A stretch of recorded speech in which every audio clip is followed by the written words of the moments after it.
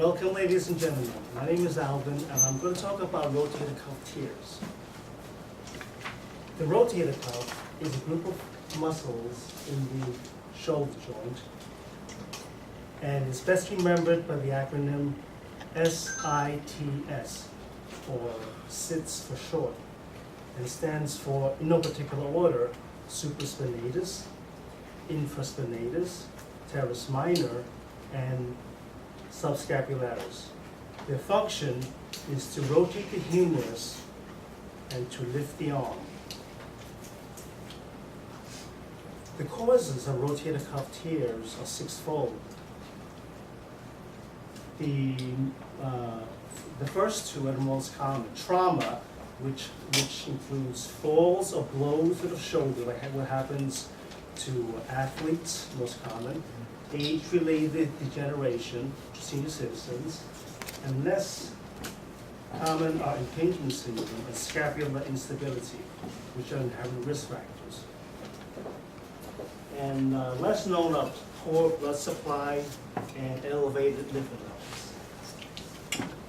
Signs and symptoms of rotator cuff tears. Well, obviously it is pain and an inability to achieve full range of motion. And in the case of full rotator cuff tears, this is what you call a drop arm syndrome.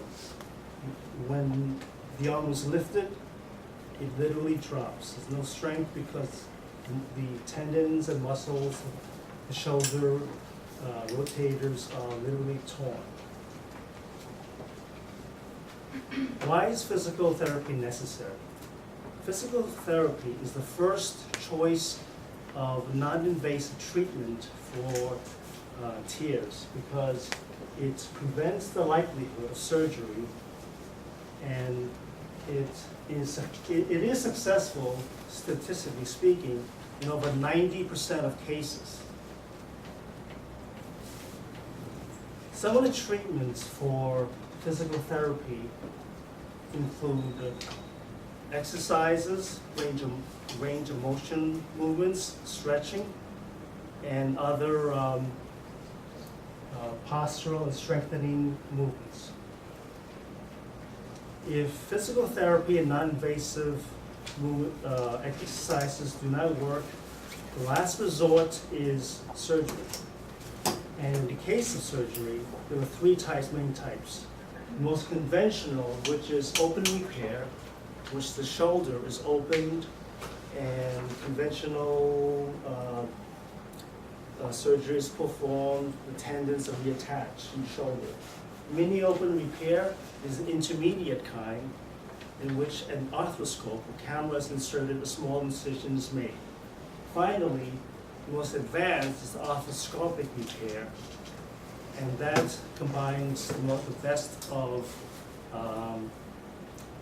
the first two.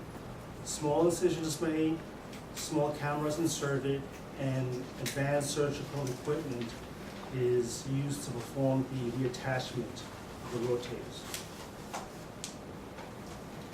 What is the prognosis for after treatment? Well, it's very successful in those people who have torn their rotator cuff due to the risk factors of impingement syndrome and scapular instability. However, after it's repaired and reattached and healed, there's a greater chance of occurring again with seniors who have a predisposition to this since they are more advanced in age.